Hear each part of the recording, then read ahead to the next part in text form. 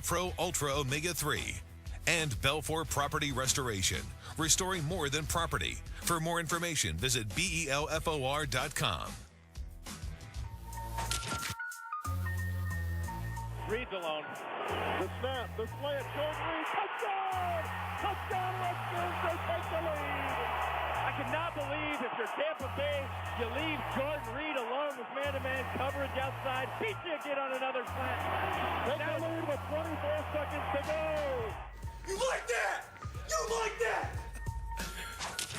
I love Fired Up, Kirk, and so does our guest, wide receiver for the Washington Redskins. In his 8th year in the NFL, in 2013, he broke the Redskins' all-time franchise record for receptions in a single season with 113 catches. We welcome to the desk Pierre Garcon. You were feeling that after that comeback win, seeing your quarterback go nuts. I like it. I like it a lot. Yeah, thank you so much for being here with us. We appreciate it. I like you representing Haiti there. Thank you. And making time on your bye week. But let's just get right into it, okay? Yes. How are your Redskins going to finish? You know, right now we're heading in the right direction. We're happy about, you know, the last two-minute drives that we had in this season, but we have to play 60 minutes. But we're on the right path to, you know, to keep getting better. Okay, I'll let the guys get in. Pierre Garcon. Yes, sir. Now you know I like you, bro, but you just said something that just kind of rubbed me the wrong way. What's that? You said y'all are moving in the right direction. Oh yes, oh yes. Y'all haven't won 2 straight games yet. You know, we just gotta win the divisional games. We're trying to put back-to-back games, but that is something that we're working on. We definitely have to put, you know, back-to-back games to keep moving in the right directions. But we got our 2-minute drill down pack. We just have to play 60 minutes. Can you please tell me how confident you all are in Kirk Cousins? I mean, this is Kirk Cousins that we're talking about here. We know your coach believes in him. I want to know, when you think about him, do you think hope or do you think expectation? Oh, no, we love Kirk. We love Kirk because he's actually done the hard part. You know, when games on the line, he's come through and finished the games for us. But, you know, we just, as a team, have to help him the first, 58 minutes of the game to not put it all on him on the last 2-minute drives of every game or, you know, every, you know, time we're trying to finish a game out. But he's done the hard part, finishing games out. We just have to play better the first 3 quarters. So, Pierre, help me out here. Yes, sir. Speaking of Kirk Cousins, please explain to me how your head coach, Jay Gruden, can be so publicly over-the-top supportive of Kirk Cousins while all last year he was so publicly hypercritical of Robert Griffin III. We got to support who's ever our quarterback. You know, I don't think it was critical of Robert. It's things that we just need to fix, things we need to work on, and, you know, you just got to continue to work on those things and make them better. But it's not, you know, publicly criticize them or going against them. It's just something we got to work on. It all depends on how you look at things and how you take things in. But if the coach say I need to do something better to the public, you know, I just need to do it better as a player, and I need to fix it and do what he wants because he's the coach and he's going to guide us to where we need to be. Okay, but Pierre, wouldn't you agree that he was very critical last year of Robert? Living in D.C., everybody's critical, especially when you're not winning games. You know, that's how it is. When you're winning games, everybody say you're doing everything amazing, but when you're losing, everything gets brought down to the microscope to what you could have done better. But it's part of football. You know, at the end of the day, it's about winning games. If you win games, everything else will take care of itself. I'm wondering how much support does RG3 have? And I know he's not playing. Kirk Cousins is your quarterback. But a lot of people look at it, and the lack of support that he has received isn't just from Redskin faithful. It appears to be emanating, at least to some degree, from that locker room. How legitimate is that? Because it's been talked about in D.C. and beyond the nation's capital as well, about teammates not supporting RG3. Talk to me about that. I wouldn't agree on that at all, because in the locker room, there's always there's always players that goes through things. You always support your guys. There's one moment you're going to be up, one moment you're going to be down. You know, we're all trying to accomplish the same goal. Robert knows I support him. I support anybody that plays quarterback who's trying to get us the ball to accomplish the same goal, is to get the ball into the end zone and score touchdowns and get victories. We support whoever's on the field, because at any moment, anybody can be put in that position. So it's not anything against Robert. We support all our players on our team, because everybody's on the team for one goal, is to win, no matter if you're, the last man to get picked on the team or the first guy on the team. We're all after one goal, and everybody's equal once we're out there on the field on Sundays. And I just want to make sure to double check this, because I asked you earlier. I'm going to give you a second chance. I used the word hope, and I used the word expectation, and I'm wondering, what is it that y'all feel when it comes to Kirk Cousins behind center? Are you telling me that y'all are that confident in Kirk Cousins that you believe this guy is the quarterback to take y'all to the promised land? Is that what you're saying? Oh, yeah, we're expecting Kirk to keep getting better. Like I said, he's done the hard part by getting us through games in the 2-minute drills.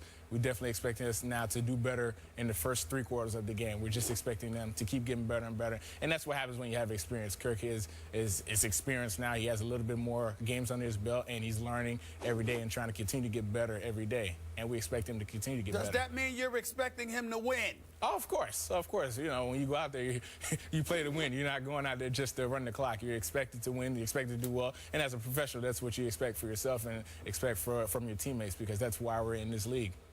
All right. Okay. So Pierre. Yes, sir. If Kirk Cousins is going to actually get better and better, how much do you believe that Robert deserves a shot starting over with another team? Would you like to see that happen for his sake? It's hard to say if you want him to start over with another team. Robert, was the quarterback of the Redskins. He came into D.C. Sometimes, things don't work out well, but Robert is still working hard after practice, during practice, and still trying to be prepared for whenever his number is called. You never know what's going to happen, but he's still working hard to be prepared for if anything happens, that he's available to keep the ball rolling and keep us going in the right direction. I know you're not the head coach, but I'm going to ask you this question anyway. How do you feel about the fact that y'all have got like the 21st ranked rushing attack? I think the combination of Alfred Morris with Matt Jones can be pretty formidable. I think that can make things considerably easier for Kirk Cousins, which could ultimately assist with him being even more effective. I don't mean to knock Kirk, because he has completed 68% of his passes, and he deserves a lot of credit for that, in all honesty. But I'm wondering, do you guys feel like you can and should run the football a little bit more than you've been doing, and that your rushing attack should be a little bit better? Oh, no, we've been known to rush the ball with Alfred and Matt Jones. Those guys do a very good job, but after a while, defenses are just bringing in 8 and 9 guys in the box, and no matter what game plan you do for a rushing attack, it's one man with the ball and 9 guys going after him. It's going to be hard to break all those tackles. We just have to be more of a threat in the passing game for them to respect our passing game and take guys out of the box, so we can continue to get Alfred and Matt to get those holes against those defenses. Well, let me finish. I got another one. Yes, sir. How satisfied? I'm sorry, I was giving Skip a chance to chime in there, but I appreciate the pause, so it allows me to ask this question. How satisfied are you with the number of touches that you're getting? I think you got about 37 receptions on this year. Could you be getting the football more, Pierre Garcon? Well, as a player, as a receiver, you never get enough balls, but it's about the team. It's not about myself and what I want personally. It's about winning games. I'm happy that we're winning games. I think we won more games than we won last year, or close to winning more games than we won last year. So we're moving in the right direction. But when I do get an opportunity to get the ball, I make sure everybody knows I'm giving it my all and getting as most yards as possible as I can. Skip, go ahead, because Pierre Garcon, boy, listen, man, he sounds like, he's in the nation's capital for a reason. Your answers are beautiful. You sound like a politician. I got to give it to you. You're in the right place, the nation's capital. You running for office. Skip, go ahead, man. Go ahead, Skip. Yeah. Pierre is evasive and hard to tackle. We know that. We've watched him a lot. Now we see it right here. I'm not mad at you. Okay. I'm not mad at you at all. All right, let's try one other direction here. Other than your Redskins, who is the best team in the NFC East?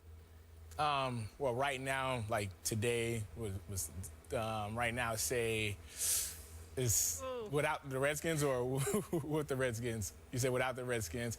No Redskins. No, just who else? There are 3 other choices, obviously. The Eagles are playing well. They beat the Giants. The Giants beat us. The Cowboys are hurting without Romo and Dez. So right now, I guess you'd say it's a toss-up between... I can help you if you need it. The Eagles beat the Giants last. I'll say the Eagles. And we beat the Eagles. So that put the Eagles. So, Wait, But the Giants We beat actually us. have an answer. We have an answer. I said the Eagles. We have the Eagles. I said the Eagles. The Eagles are better than the Giants and the Cowboys. Oh. Wow. What do you think about that, Stephen A? Well, I don't have a problem with that position because the reason why he picked the Eagles is because they beat the Eagles. So because they beat the Eagles, if you call the Eagles the best team in the NFC East besides the Redskins, then you're acknowledging that the Redskins is who you believe to be the best team in the division because you beat who you call the best team in the East. I get all of that. It's not that puzzling, Skip Bayless. Stay with us. Stay with us. Here's the deal, Pierre. Yeah. I mean, you know, I don't know if guys are ever asked this question, but damn it, I'm going to ask it. How happy are you, if at all, that a Romo, a Des Bryant is out? I'm certainly not accusing you or any other player of wishing injury upon another player. Please don't get me wrong. The question is basically a fun-filled question. I'm just wondering, when they're out, do you have any sympathy or any empathy for them because they're losing without two of their horses? Or do you sit there and say, that's their problem? I'm totally cool with it because it helps us. What's the attitude of the opposition in that regard? Like you say, you never want another player in the NFL to get hurt or play injured or, you know, to hurt their career. But Romo and Dez being out, you know, we have injuries too. But, you know, we're not happy that they're injured, but we're okay with them losing games and, you know, making it a little bit easier on us to win the division, to make a run at the playoff and keep moving forward. But we have injuries too that we're dealing with. Everybody has injuries, but it's part of the game. It's just how you respond to it and how your team move forward with it. So, Pierre, I got one last question for you. I read these stats early this morning, and they startled me. They astonished me.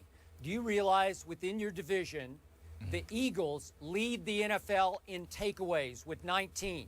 Do you realize the Giants lead the NFL in turnover ratio at +10? And my Dallas Cowboys are at the very bottom of the NFL in turnover ratio, -9. What does that tell you? Put that in some perspective for me. You said the Eagles lead the league in takeaways? In takeaways, yeah, and the Giants lead in turnover ratio. They're a +10. And my Cowboys are dead last in the whole NFL, -9. I guess the Cowboys got to get some more takeaways. That's correct. Thank you very much. They haven't had one for 4 games. And, you know, 4 games, my Cowboys haven't. I'm sure if the offense helped them a little bit, the defense could be more aggressive. Not sure how else you can really look at it. You just need some takeaways on defense. All right. You're out of the crossfires for now. You did a good job with that. No diva receiver here, but thank you for catching that game winner against the Eagles. I appreciate that. You'll be back with us in just a bit in the show? Okay, up next. We head to the association. Back at the scene of the crime, Thabo Sefalusha explains why he's suing the city of New York. The guys will react after the break.